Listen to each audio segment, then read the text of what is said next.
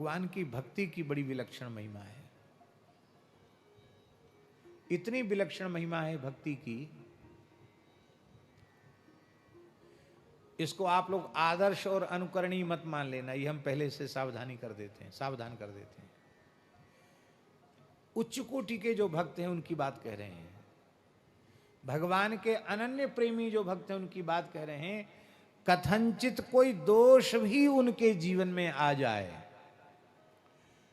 तो वह दोष भी उनको संसार के चक्र में डालने वाला नहीं होता, अपितु वह दोष ही भगवान की उपासना का गुण बन जाता है और भगवान उस दोष को ही गुण मान करके रीझ जाते हैं। एक ऐसे भक्त का चरित्र आता है, व्यास जी ब्राह्मण थे, ब्राह्मण कुल में उनका जन्म हुआ था। उन भक्त का नाम था श्री हरिपाल, और भगवत कृपा से वे बड़े संपत्तिशाली थे, श्रीमंत थे, धनाढ्य थे, पर भगवान की विशेष भक्ति थी उनके मन में। संसार से, शरीर से पूर्ण वैराग्य था, विवाह नहीं करना चाहते थे।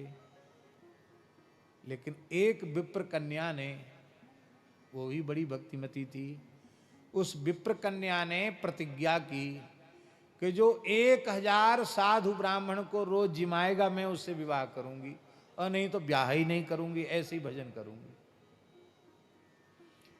जब हरपाल जी के कान में बात पहुंची तो हरपाल जी के मन में आया, भैया ऐसी कन्या मिले तब तो विवाह किया जा सकता है, क्योंकि वो उसकी प्रतिज्ञा है कि जो 1000 साधु ब्राह्मण रोज जिमावे उससे मैं विवाह करूंगी।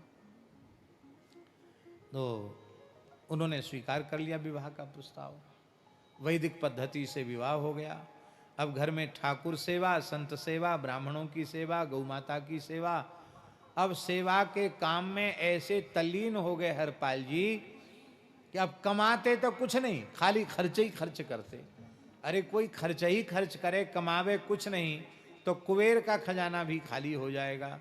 उनके पास जितनी संपत्ति थी सब साधु ब्राह्मण की सेवा में, उत्सव महोत्सव में व्यय हो गई, कुछ नहीं रहेगा उनके पास। जमीन जायदाद थी उसको बेचना शुरू किया, उसको बेच बेच के खिलाने लगे। क्यों? उनको फुर्सत ही नहीं थी धन कमाने की। अब जब वो भी नहीं रहा तब हरपाल जी ने फिर लोगों से उधार लेकर सेवा करना शुरू किया। भैया दे दो, हम फिर समय आएगा तो हम चुका देंगे आपका। तो बड़े आदमी थे, बड़े आदमी की बाजार में साख होती है, तो लोग सोचते हैं कि ये जरूर कहीं न कहीं गाड़ के इन्होंने कोई खजाना रखा होगा, अभी बेचते चले जा रहे हैं, जब चाहेंगे 1 मिनट में सबका चुका देंगे, ऐसा लोग मन में सोचते थे। इसलिए लोग उनको, बड़े आदमी थे, बड़ी साख थी उनकी, तो उधार दे देते। लेकिन जब उधार चुकाने का अवसर है तो उधार चुकाने की शक्ति ही नहीं थी, तब लोग समझ गए कि तो उधार तो ले लेते हैं पर देने का तो नाम तक नहीं लेते हैं। तब लोगों ने उधार देना भी बंद कर दिया। पर इन्होंने गौ ब्राह्मण संतों की सेवा बंद नहीं की, वो सेवा करते चले गए। जहां व्यास जी पक्षियों को चुग्गा डालने लग जाओ, धीरे धीरे हजारों पक्षी आने लग जाते हैं। संत सेवा होने लगी तो देश दिशा विदिशाओं से अनेक संत आकर के उनको दर्शन देते, सत्संग होता, सबको कृतार्थ करते। तो अब वो क्या करने लगे हरिपाल भक्त? हरिपाल भक्त अब चोरी करते। चोरी आप लोग मत करना ये काम, इसलिए हमने पहले सावधान कर दिया कि आप कहोगे तो चोरी करके भी सेवा की जा सकती है। पहले हरिपाल जी जैसे अपना सर्वस्व लुटाओ, बाद में सोचना ये बात। अब पहले ही सोच लोगे तो गड़बड़ हो जाएगी। ये अति भक्ति का चरित्र है। तो चोरी क्या करते महाराज जी?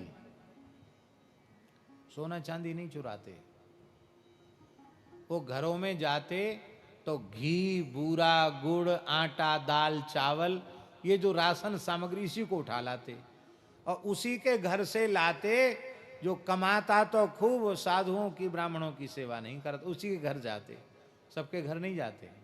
जो भक्त है, धर्मनिष्ठ है, सेवा करता, उसको क्या लेना।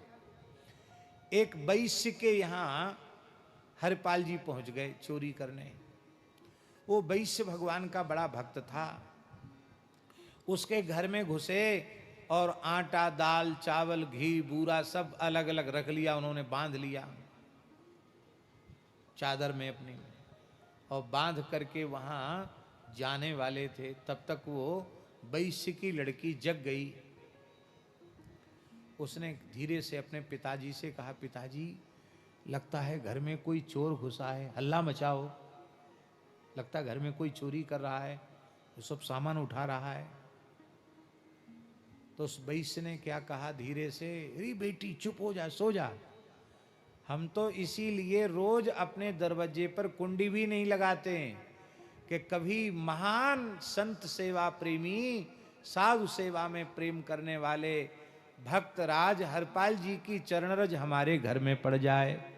ये चोर नहीं है, ये तो इस नगर के गांव के महान संत श्री हरिपाल विप्र हैं, जो हमारे अन्न चून को साधु सेवा में लगाएंगे।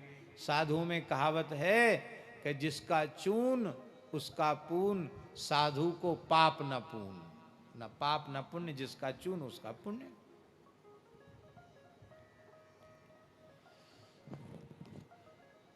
अब हरपाल जी के कान में बात पड़ गई, अरे बोले ये तो धोखा हो गया, किसी भक्त के घर में आ गए हम। तो अपने गांठ का पिछौरा भी वहीं छोड़ के चले आए। पर वो वैश्य भी कम नहीं था व्यास जी, वो वैश्य सवेरे ही सारा सामान लेकर पहुंच गया।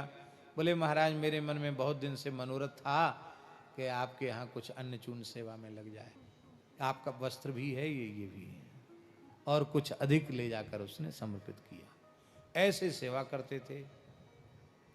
एक दिन ठाकुर जी ने परीक्षा ली। जैसे ब्रह्मचारी जी के समाज बड़ी साथ बड़ी जमात है, ऐसे ही कोई विशिष्ट महापुरुष आए, उनके साथ संतों की बहुत भारी जमात थी।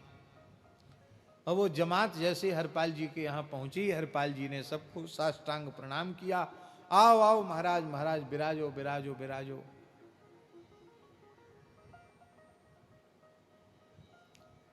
पत्नी से कहा कि कुछ है घर में, साधुओं के प्रसाद की व्यवस्था, भिक्षा की व्यवस्था। पत्नी ने कहा, स्वामी आपसे क्या छिपा हुआ है, कुछ नहीं है घर में। अच्छा कोई बात नहीं, महात्माओं को पता न चले, कहीं इनको पता चलेगा कि घर में कुछ नहीं है, कहीं चले गए साधु तो ठीक नहीं होगा। इनको प्रेम से बिठाओ, और देख तेरे कान में थोड़ा सा स्वर्ण है, उसी को दे करके और कुछ बाल भोग की व्यवस्था हो जाए, और बाकी व्यवस्था सब ठाकुर जी करेंगे। तो अब रात तो थी नहीं जो ले आते, दिन था, क्या करें। तो आज मन में सोचा कि दिन दहाड़े ही राहजनी करेंगे। राहजनी जानते हो ना, राहजनी समझते हैं कि नहीं, रास्ते में खड़े होकर किसी को लूट लेंगे। तो हरपाल जी निरंतर भगवान नाम का जप करते हुए बड़े बड़े तिलक धारण करते थे, तुलसी माला, और वो लठ पर अपनी ठोड़ी टिका के खड़े हो गए। और हे द्वारिकाधीश प्रभु, आज संतों की लाज रख दो, आज हमारे मेहमान घर में आए हैं, घर में खाने को कुछ नहीं है, कोई मालदार आदमी भेज दो, एक बार में ही लूट कर सब व्यवस्था हो जाए। तो दूसरा कोई मालदार तो नहीं आया, स्वयं रुक्मिणी जी के साथ द्वारिकाधीश भगवान आ गए। अब द्वारिका में ये बढ़िया से दिखा सकते हैं किसी प्रसंग में। तो जैसे ही ठाकुर जी वहां चलने लगे द्वारकाधीश प्रभु, तो रुक्मिणी जी ने कहा कि प्रभु इतनी हड़बड़ी में इतना सेठ बनकर और इतना हीरा जवाहरात पहन के, कहाँ बढ़िया पगड़ी वगड़ी बांध के, खूब अंगूठियां पहन के, हाथ में क्या होता है वो सोने के कड़ा वगैरह पहन के, कमर में कोंधनी बांध के खूब सोना लाद लिया। भगवान बोले ये सेठ के नाटक में आप कहाँ जा रहे हो। भगवान बोले ये तुम्हारी आदत बहुत खराब है, चलते समय टोकना नहीं चाहिए, टोकने से असगुन हो जाता है, सगुन बिगड़ जाता है। लक्ष्मी जी ने, रुक्मिणी जी ने कहा इतना क्यों नाराज हो रहे हैं, झल्ला रहे हैं हमारे ऊपर। अरे सही सही बताओ कहाँ जा रहे हो इस नाटक में? सेठ बनकर ये किसका, ये सेठ वाला भेष धर के कहाँ नाटक करने जा रहे हो? सांवलिया सेठ बनके तो नाटक आपने किया, अब कौन सा नाटक करने वाले हो? श्री ठाकुर जी के नेत्र भर आए, बोले देवी विलंब मत, तुम बातों में मत अटकाओ, मेरा भक्त अधीर होकर मुझे पुकार रहा है। आज मैं उस अकिंचन भक्त का दर्शन करने जा रहा हूं। क्या कहा? दर्शन देने जा रहा हूं नहीं, क्या कहा? मैं अकिंचन भक्त का दर्शन करने जा रहा हूं। रुक्मिणी जी ने कहा तब तो हम जरूर चलेंगे। आपका दर्शन ब्रह्मा देवता करना चाहते हैं और आप जिसका दर्शन करने जा रहे हो उसका दर्शन तो हम जरूर करेंगे। तो भगवान बोले बात मत करो, जल्दी सेठानी बन जाओ और बढ़िया बढ़िया आभूषण धारण कर लेना। माताओं को आभूषणों से बड़ा प्रेम होता है और उनके पतिदेव उनको प्रसन्नता पूर्वक अनुमति और दे दें, फिर तो क्या कहना। लक्ष्मी जी, रुक्मिणी जी तैयारी कर रही थी, अरे भगवान जल्दी जल्दी चलो, जल्दी करो जल्दी करो। जल्दी जल्दी लक्ष्मी जी ने आभूषण धारण किए, सेठ सेठानी बनकर, और सीधे हरपाल जी के सामने प्रकट हो गए। वो तो आंख मूंद करके भगवान का चिंतन कर रहे थे, जप कर रहे थे। प्रभो आज हमारे घर में मेहमान आए हैं, आपके प्राण प्यारे संत आए हैं, आप लाज रखना, संत भूखे न चले जाएं। तो ठाकुर जी के आभूषणों की आवाज उनके कान, झम झम, इतना पहने थे ठाकुर जी।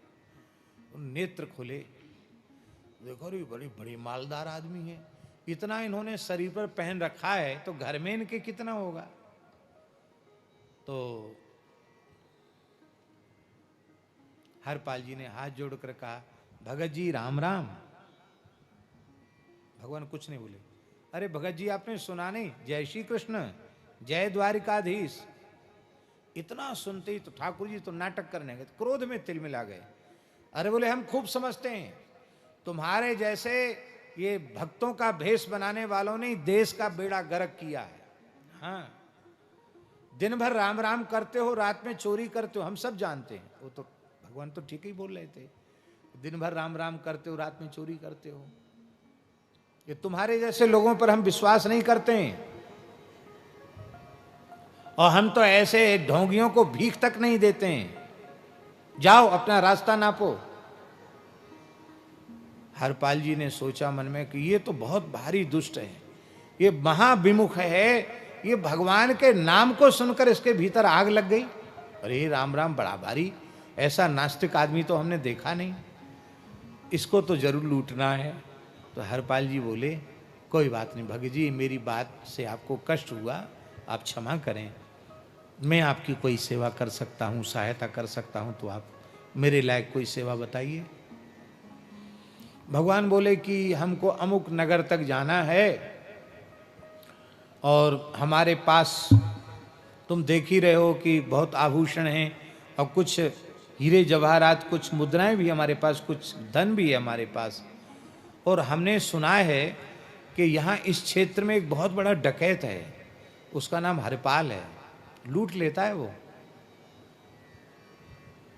तो उससे हमको बड़ा डर लग रहा है, तो उससे सुरक्षित बचाकर हमको इस जंगल के रास्ते को पार करा दो। हरपाल जी बहुत प्रसन्न हुए, चलो हमारे ही नाम ले रहा है। बोले हाँ हाँ है तो वो बहुत ऐसे ही आदमी जो आप कह रहे हैं, आपने ठीक कहा, पर एक बात है, हम आपको वहाँ तक पहुँचाएंगे, आपका कुछ सामान भी उठाएंगे, आपको वहाँ तक पहुँचाएंगे सुरक्षित, तो आप हमको क्या देंगे? बोले तुम जो इच्छा हो सो मांग लो। तो हरपाल जी ने कुछ मांग लिया, कहा देखो हमको मजदूरी पहले दे दो, क्योंकि हमारे घर में कुछ मेहमान हैं जिनसे उनके कुछ प्रसाद की व्यवस्था हो सके। और हरपाल जी को उन्होंने कुछ दिया और उन्होंने घर जाकर दे दिया, सब व्यवस्था हो गई। अब हरपाल जी चलने लगे तो ठाकुर जी ने क्या कहा कि देखो भगत तुम आगे आगे चलना और हम पीछे पीछे चलें, क्यों? एक तो रास्ता तुम्हारा देखा हुआ, हमारा रास्ता देखा हुआ नहीं है। दूसरी बात यह है कि सामने से कोई चोर बदमाश, कोई शेर भालू चीता कोई आ गया तो कौन हमारी रक्षा करेगा? आप आगे आगे चलो। तीसरी बात, आप पीछे मुड़ के मत देखना, क्यों? हम अपनी सेठानी के साथ क्या बात करते हैं। आप भगत आदमी, आपको सुनने की क्या जरूरत है, आपको देखने की क्या जरूरत है? हाँ बिल्कुल ठीक बात है, हम नहीं देखेंगे। अब ठाकुर जी रुक्मिणी जी से बात कर रहे हैं, देखो रुक्मिणी जी बीच बीच में कहते हैं कि कुछ गौ सेवा करनी। अरे बोले महामूर्खता का काम है गौ सेवा में पैसा खर्च करना, साधु सेवा, अरे बोले ये तो और ही वज्र मूर्खता का काम है। ये निठल्ले बाबाजियों को खिलाने से क्या मिलेगा? अरे पैसा है, पैसे से पैसा बढ़ता है, इसको और बढ़ाना चाहिए। देखो इतने खजाने वहाँ भर गए हैं, अब वहाँ एक नया खजाना स्थापित करना है, वहाँ नया धंधा खोलना है। अब रुक्मिणी जी भी भगवान का रुख समझ रही, रुक्मिणी जी सेवा की बात कहती, भगवान उसको फटकारते हैं और ये कान में सुनते हैं, पीछे देखते नहीं, क्यों? शपथ दिला दी है। भगवान ने ऐसा क्यों किया? ऐसा इसलिए किया कि भगवान सोच रहे हैं ऐसा साधु सेवा प्रेमी, ऐसा अकिंचन भक्त, इसकी चरणरज में मस्तक पर लगाऊंगा, ये देखेगा तो मेरी लीला बिगड़ जाएगी। अनुब्रजाम हम नित्यम पूये ये त्यंग्री रेणु ही। अब बातचीत सुन के उनको निश्चय हो गया कि ये मालदार बहुत है, लेकिन आज तक इसने कोई अच्छा काम किया ही नहीं। ऐसे आदमी का धन तो सेवा में लग जाए तो बहुत अच्छा है। तो बीच जंगल में उन्होंने अपना साफा खोला और बिछा दिया रास्ते में, जोर से लठ पटका धरती पर, खबरदार एक पैर यहां से आगे बढ़ाया तो जितना माल पानी ये सब रख दो, यहां सारे आभूषण उतार कर यहां रख दो।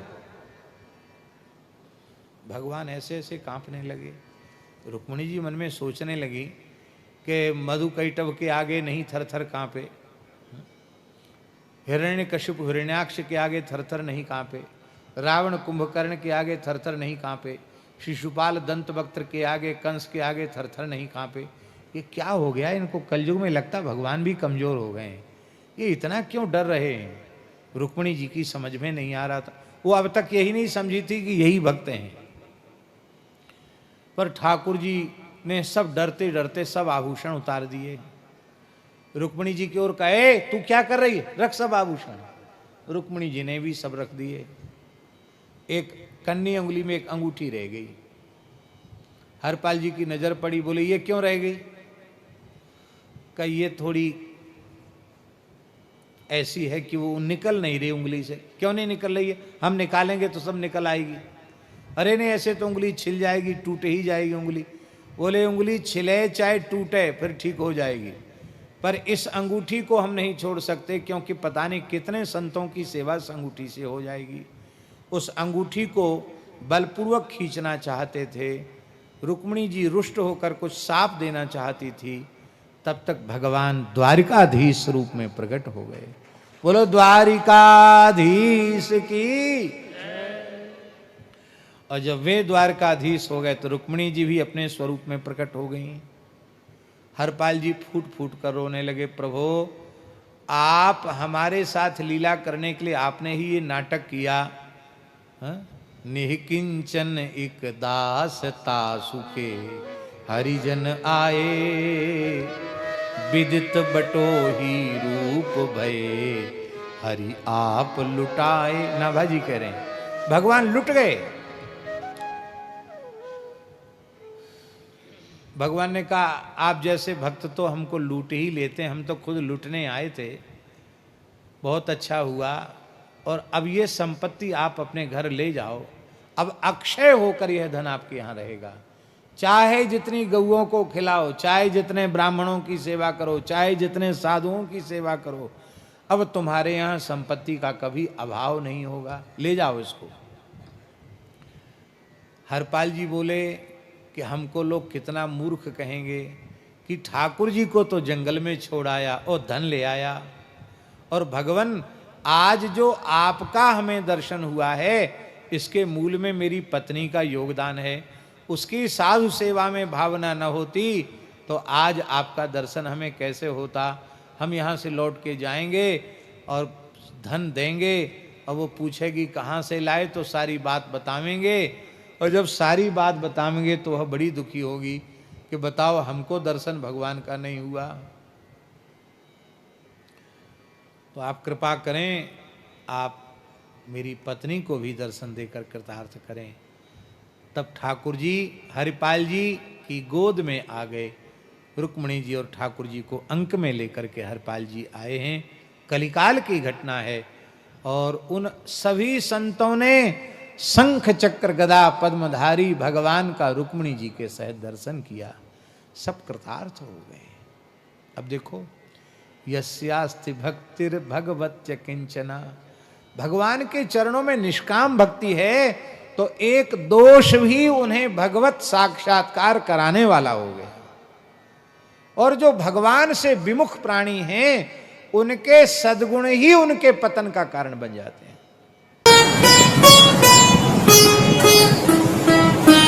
श्री सीताराम प्रतिदिन सत्संग एवं दर्शन के लिए श्री महाराज जी के ऑफिशियल चैनल को जरूर सब्सक्राइब करें